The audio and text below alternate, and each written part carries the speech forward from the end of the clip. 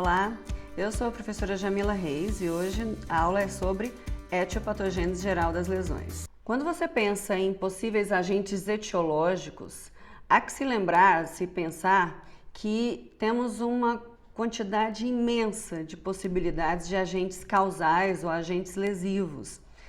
Então a gente pode, de forma didática, dividi-los em agentes exógenos e agentes endógenos.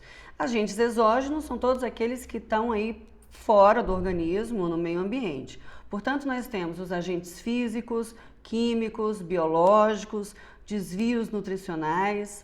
E como agentes endógenos, temos os patrimônios genéticos, distúrbios do metabolismo, as respostas imunitárias, os fatores emocionais. Então, todos esses, separadamente ou em associação, são possíveis agentes causadores de lesões. Embora a gente tenha, muitos agentes etiológicos diferentes, nós temos principais mecanismos que acabam se convergindo aí na produção da doença. Então, esses mecanismos, eles ficam basicamente com a redução da disponibilidade de oxigênio às células, a possibilidade de radicais, a produção de radicais livres, transtornos metabólicos, a anormalidade em ácidos nucleicos e proteínas, entendendo aqui ácidos nucleicos DNA e RNA e as suas diversas proteínas expressas aí, e também a resposta imunitária. Vamos falar um pouquinho de cada um desses de forma separada. Lembrando que processos, que o termo mecanismo, ele está relacionado a uma terminologia do latim que se refere ao conjunto de vários componentes ou elementos destinados a assegurar o funcionamento eficaz de algo, como se fosse aqui, aquelas engrenagens de um bom e velho relógio. Então eu preciso de cada uma dessas pecinhas se correlacionando para que haja um bom funcionamento. Vamos começar então pelo principal mecanismo aí. E a gente pode pensar também como causa, O principal mecanismo de formação e de indução de uma doença nós chamamos de hipóxia ou anóxia. Então, hipóxia se refere à redução do aporte de oxigênio para um determinado grupo celular. Já a anóxia, nós nos referimos, então, um prefixo a e de negação, Nós nos referimos à ausência da chegada desse oxigênio. É óbvio que a gente tem que pensar que, geralmente, isso está relacionado com a redução do fluxo sanguíneo. Não é via de regra, mas geralmente é assim. Daí a gente chama de isquemia. Isquemia é a interrupção ou a redução do fluxo sanguíneo para um determinado local e, por consequência, vai gerar a redução da chegada de oxigênio para aquele grupo celular que é alimentado para aquele vaso sanguíneo. Bom, é importante aqui a gente fazer algumas associações. Então, alguns fatores são relacionados, como, por exemplo, a intensidade, a duração, a suscetibilidade à privação do oxigênio e nutrientes. Ou seja, eu estou falando aqui que o dano causado para aquela hipóxia vai depender desses fatores. Quanto tempo? Qual a intensidade? Qual é a duração dessa hipóxia? Quanto que foi essa redução? Era para chegar a X e agora está chegando meio X, eu reduzi pela metade o aporte de sangue e, consequentemente, oxigênio àquelas células. E também eu preciso ter na minha mente, para levar em conta isso tudo, quem é o tecido que está lá na ponta. Ou seja, a gente sabe que cada tipo de tecido, ele tem a sua necessidade fisiológica de aporte de oxigênio. Alguns tecidos são mais resistentes à falta de oxigênio e outros são mais sensíveis. Se eventualmente eu fecho o cano aqui experimentalmente para um grupo de células encefálicas ou para um grupo de células renais ou para um grupo de células cardíacas, é óbvio que eu não vou ter a mesma resposta do mesmo jeito e ao mesmo tempo. As células lá do cérebro, do encéfalo, são células mais sensíveis e, portanto, elas vão começar a sofrer os danos daquela falta de oxigênio de forma mais precoce. Então, juntando tudo isso, nós vamos ter algumas possibilidades de desfecho celular quando nos referimos à hipóxia e anóxia. Dentro desse contexto, nós podemos ter três possibilidades. o fato daquele grupo celular sofrer uma ação que nós chamamos de pré-condicionamento, a isquemia ou a hipóxia, eles podem sofrer alterações reversíveis, que vamos denominar de degenerações, e também podem sofrer alterações irreversíveis, né, que é a morte celular. Dependendo da intensidade, você pode ter aquele grupamento de células, aquele órgão, parte daquele órgão, ele de fato indo direto ao óbito, né? A óbito celular, não estou falando da morte somática, estou falando da morte das células daquele grupamento, o que obviamente também pode levar a uma morte somática do indivíduo, né? Eu tenho lá uma área de necrose, de morte celular no coração, causada por isquemia, que a gente chama de infarto. Então agora esse indivíduo pode vir a óbito por conta daquele infarto. Mas aqui a gente tem que entender que você pode ter evoluções disso. Então você pode ter aquelas células passando por um processo de degeneração e indo até a morte celular. Depende da intensidade, da duração e de que grupo de células são esses. Vamos entender essa imagem assim. Dentro de uma condição de oxigenação normal, você tem um metabolismo adequado de um fator que a gente chama de fator induzido por hipóxia, que é esse HIF aqui. Então, dentro de uma situação de normalidade, você tem uma hidroxilação adequada disso e acaba tendo degradação desse conjunto de proteínas dentro dos proteossomos. Então, eles não têm uma ação efetiva. Agora, se eu tenho uma hipóxia sendo instalada, a gente começa aqui com a redução da prolina hidroxilase, que reduz a hidroxilação daquele fator. Olha o nome do fator. Fator induzido por hipóxia.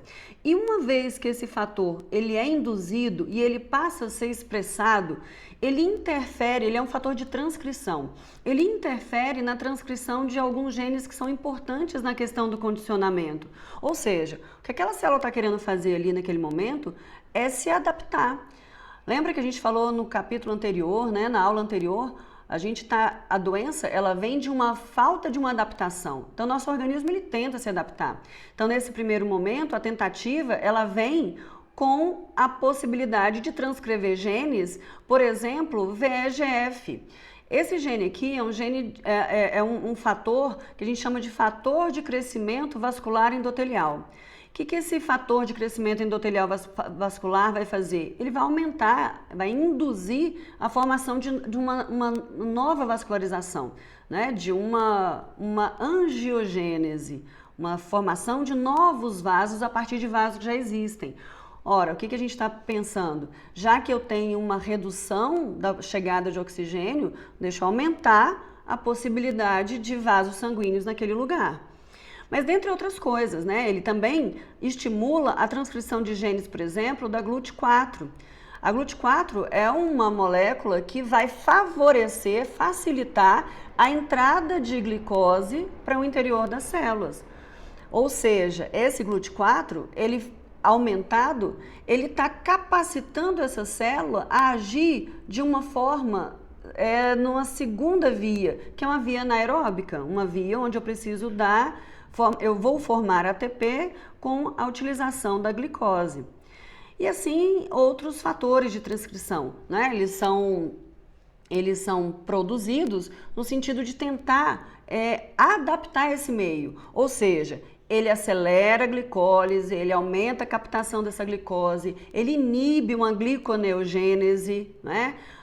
Ele faz uma ativação desse fator induzido por hipóxia, ele estimula fatores de crescimento endotelial vascular, proteínas do choque térmico, proteínas antiapoptóticas. Então, além dele fazer tudo isso, ele estimula outras vias aqui, estimulando também a célula ficar mais resistente. Então, quando ele estimula proteínas antiapoptóticas, ele está falando para aquela célula para ela aguentar mais, né? Não ser uma célula que, em qualquer situação, ela já ligue ali o processo de morte celular programada. Então, no final das contas, com essa determinada quantidade de hipóxia, aquelas células elas podem se tornar mais casca dura, né? Elas podem se tornar células mais resistentes. Mas, se essa hipóxia ela é aumentada, agravada, intensidade, duração, a gente acaba fazendo com que essas células elas passem por mecanismos não só ali de pré-condicionamento, mas mecanismos de produção de lesão. Então, grande parte das alterações, elas começam em nível molecular. Então, veja bem, se eu tenho uma hipóxia, redução da chegada de oxigênio, dentro da célula, a organela que mais vai sofrer inicialmente é a mitocôndria. Ou seja, há uma diminuição da atividade respiratória celular.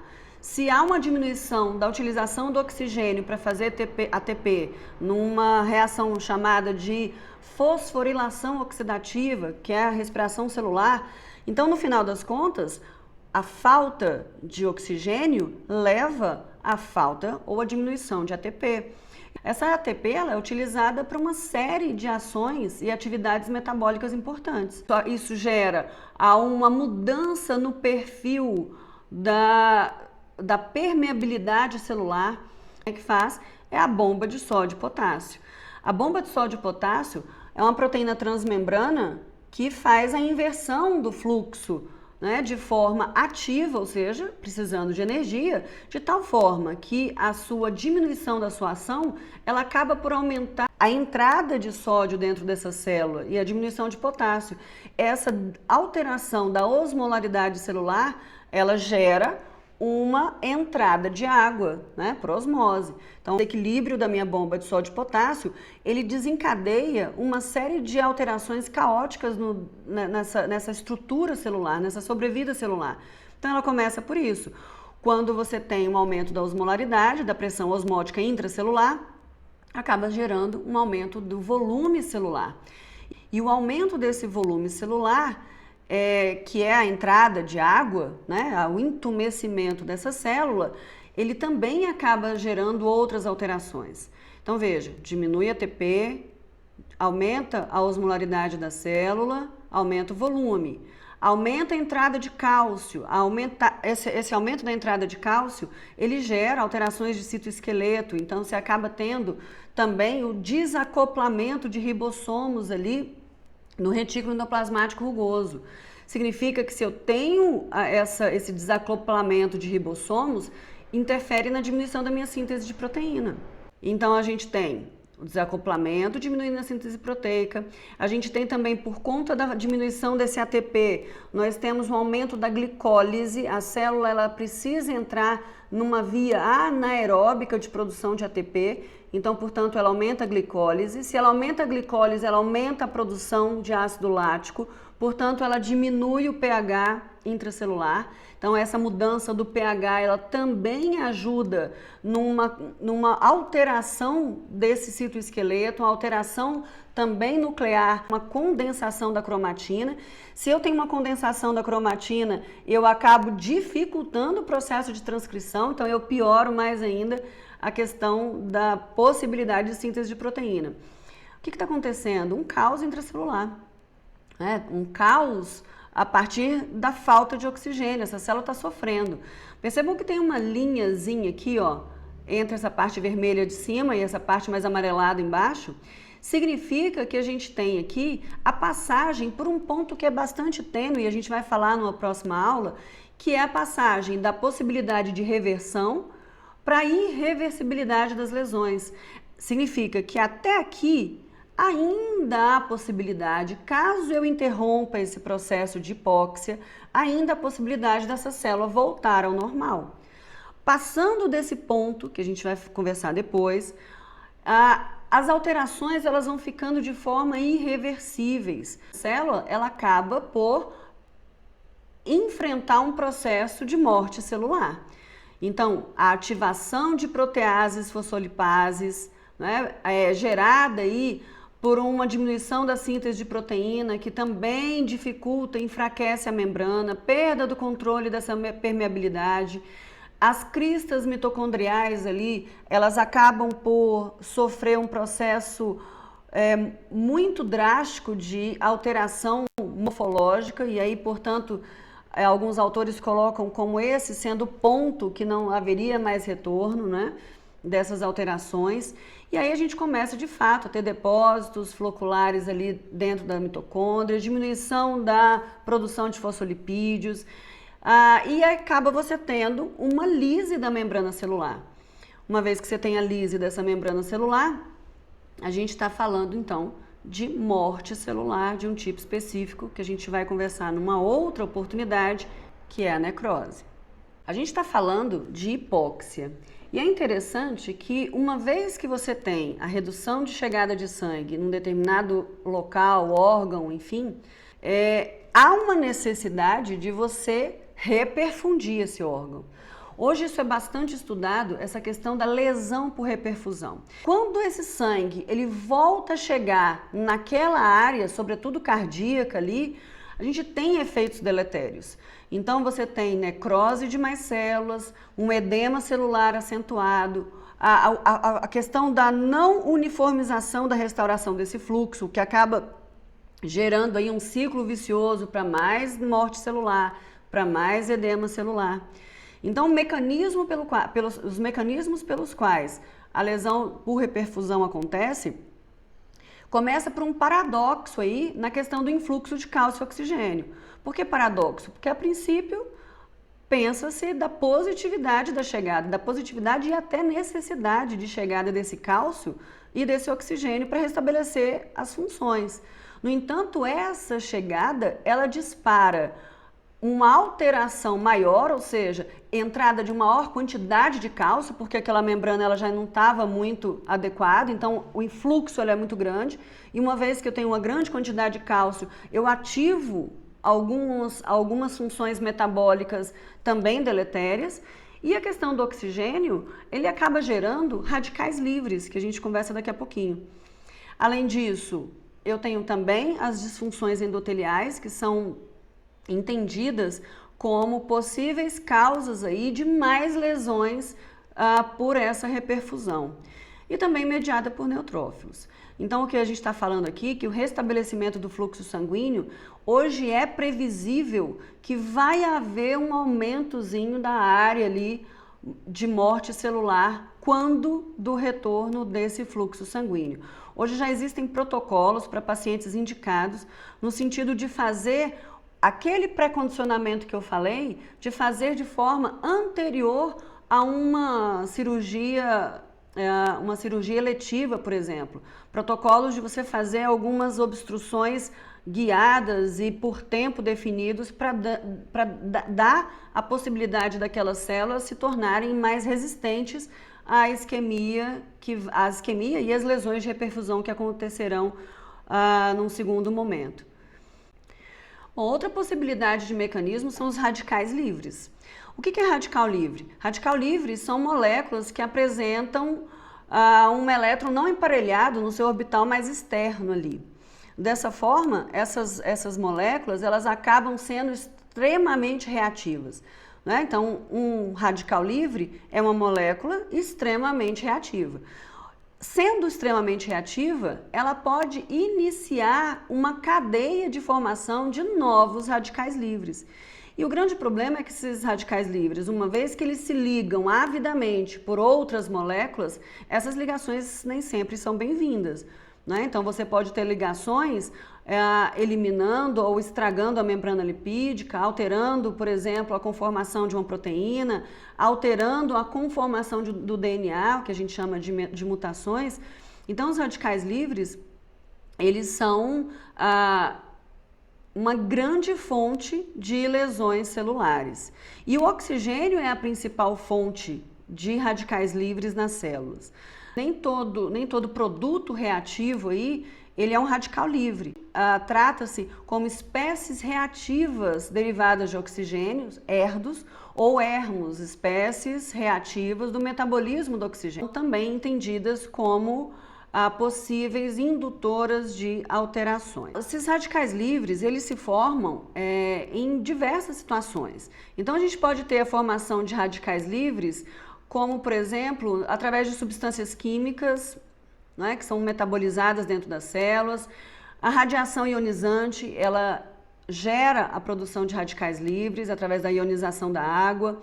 A fumaça de cigarros, Os fagócitos, quando trabalham, quando eliminam suas enzimas, eles geram a produção de radicais livres no intuito até de eliminar aquele agente agressor bacteriano, por exemplo, com essa finalidade. Como a gente sabe, os radicais livres aí, eles são potencialmente lesivos e vários sistemas antioxidantes.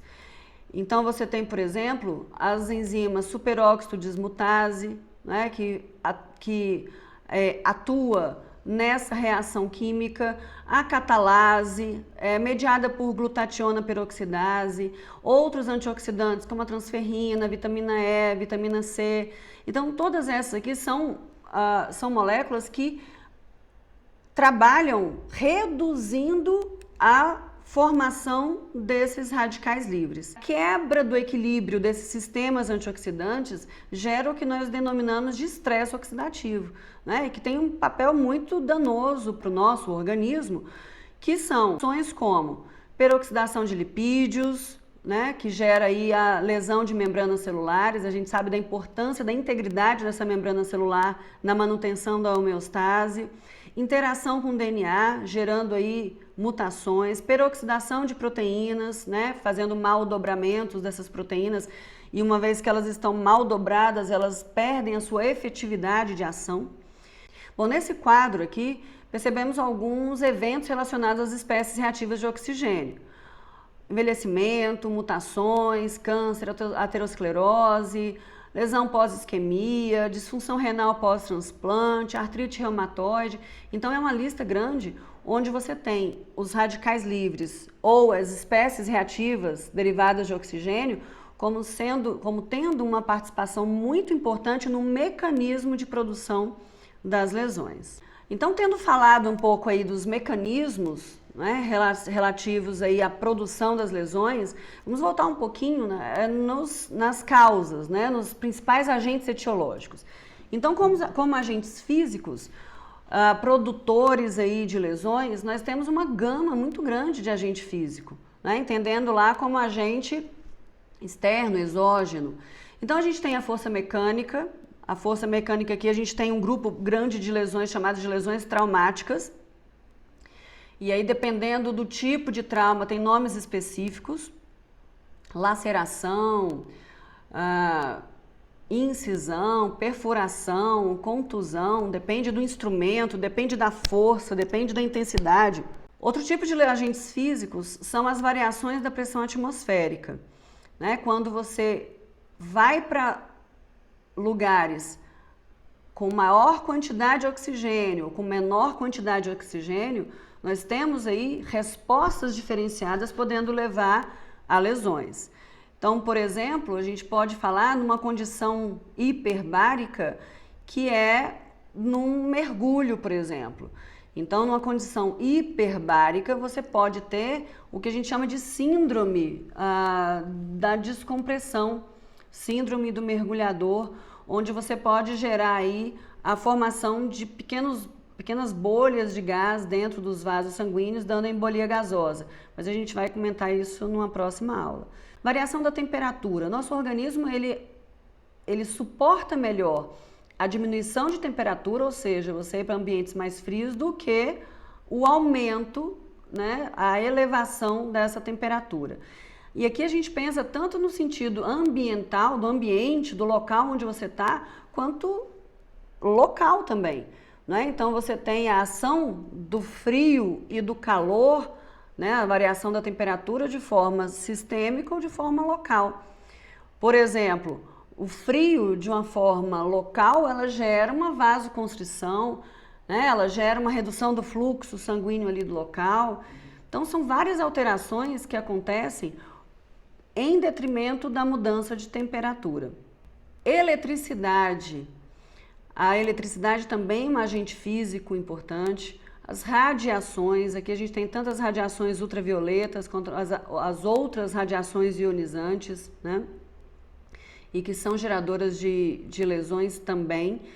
A radiação ultravioleta, né? Então o Sol, ele acaba sendo um agente que pode tanto gerar lesão via temperatura, né, aumentando a temperatura do local, mas também através das suas das suas radiações, ultravioletas, UVA, UVB, que acabam levando lesões tanto a curto prazo quanto a longo prazo, né? Queimadura, por exemplo, há mutações nas células epiteliais que são geradoras aí de um câncer de pele, por exemplo. As lesões solares, elas podem ser chamadas de lesões actínicas, né? Ondas sonoras. Então percebam a quantidade de agentes físicos, né? Podendo levar a uma gama enorme de lesões. Agentes biológicos, então, nem se fala, né, gente? Essas lesões provocadas por agentes biológicos, a gente chama dá um nome a esse grupo de doenças infecciosas, podendo ser causada por vírus, bactérias, fungos, protozoários, eumintos, enfim. São muitas as alterações causadas e diversos mecanismos aí que cada um desses micro-organismos podem gerar naquele tecido. De uma maneira bem genérica, os mecanismos aí causados por vírus, eles podem, depende, né, do vírus, de forma direta, uma vez que esse vírus penetra na célula, promove a sua replicação viral, ele pode, ao promover uma grande quantidade de partículas virais, gerar um efeito de lise celular. Então você tem um efeito citopático direto mesmo, os vírus matando aquela célula. Por outro lado, ao usar a maquinaria celular, você pode ter incorporação de antígenos aqui, virais, na superfície da célula e agora, por sua vez, esses antígenos vão ser atacados por células nossas de defesa. No afã de destruir aquele vírus, acaba que o nosso sistema de defesa, ele se liga ali àqueles antígenos, reconhece aqueles antígenos virais na membrana celular, através das células natural killer, através de macrófagos, né? Então, de forma indireta, você acaba tendo um efeito citopático também e tendo lise dessa célula, tanto de forma a gerar necrose celular, morte celular, quanto também induzir essa célula a entrar em morte chamada apoptose. Também, de uma forma geral, as bactérias elas podem induzir lesões celulares através de vários mecanismos. Através, por exemplo, do produto da sua própria membrana, sua própria parede celular. A gente vai chamar isso de endotoxinas. Então, a sua própria membrana, elas induzem aí a coagulação, fibrinólise, ativação do sistema de complemento, ativação de macrófagos, e nesse meio todo aqui você está induzindo o processo inflamatório que, por sua vez, essas células agora têm a capacidade de produzir enzimas digestivas, produzir radicais livres no intuito de eliminar aquele agente agressor, mas acaba também gerando morte celular ali naquele local onde aquelas bactérias estão. Outra forma é a produção por essas bactérias de exotoxinas, né, que vão levar aí a alterações funcionais, a possibilidade de produção de superantígenos, ou seja, ele estimula o nosso sistema imunológico de uma forma aumentada e gerando também manifestações sistêmicas. E por uma outra via, você pode ter ativação de antígenos, né, que levam aí a ativação do seu sistema imunitário, levando à formação de imunocomplexos e ativação sistêmica. Então você tem aí mecanismos que se interpõem, né? Apesar de você ter inícios ali distintos pela presença bacteriana naquele local. Respeito aos agentes químicos, eles também podem gerar alterações na ação direta ou de uma ação indireta, seria via antígenos. Aqui também é importante a gente comentar que existem fatores que interferem na ação desses agentes químicos. A dose, via de penetração, via de absorção, qual é o transporte que foi, né, que esse agente químico está entrando no seu corpo, onde que ele é armazenado, onde que ele é metabolizado, como é que é essa excreção. Então tudo isso modifica aí as possíveis interações no organismo. E também a gente precisa pensar nas particularidades: idade, gênero, estado de saúde, momento fisiológico, constituição genética. Então, as particularidades levam às respostas individualizadas frente aos mesmos agentes químicos, desde o cigarro, as drogas, o álcool, medicamento, né? Todos são agentes químicos aí, onde a gente pode parar para pensar em todas essas circunstâncias e que modificam aí como que esse indivíduo vai responder àquele determinado agente químico. Eles fazem parte de agentes ambientais.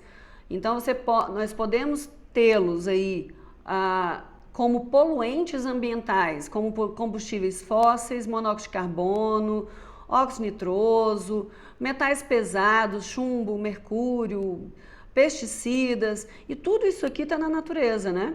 A gente acaba tendo contato com isso em maior, menor grau, dependendo do seu estilo de vida, da sua condição, onde você mora, em que local que você mora. E para finalizar, tem um determinado agente agressor, que a gente já viu aqui que pode ser vários, que vai agir de forma direta, gerando lesão, e essa lesão gera mediadores, e esses mediadores geram agora o influxo, a chegada de maior quantidade de células de defesa, os fagócitos. Esses fagócitos agora liberam enzimas, radicais livres, esses radicais livres e enzimas geram maior lesão, o aumento dessa lesão. Esses fagócitos, por sua vez, também, além de produzir enzimas, elas também produzem citocinas.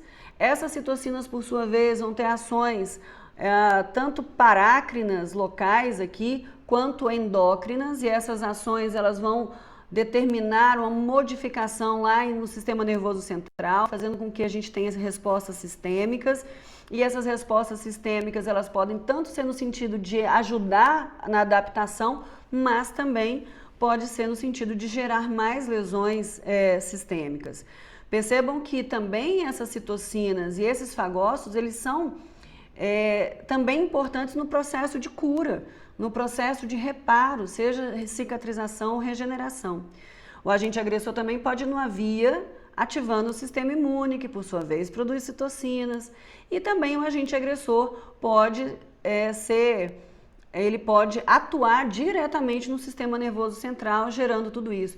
Então percebam que o mesmo agente, ele tem várias possibilidades de mecanismos ali que acontecem de forma meio que concomitante, hora mais uma, hora mais outra, e aí depende de uma série de fatores. Quem é esse agente? Quem é esse indivíduo que está sofrendo a agressão? Em que momento que está acontecendo isso?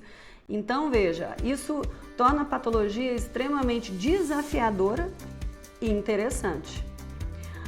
Obrigada, gente. Até a próxima.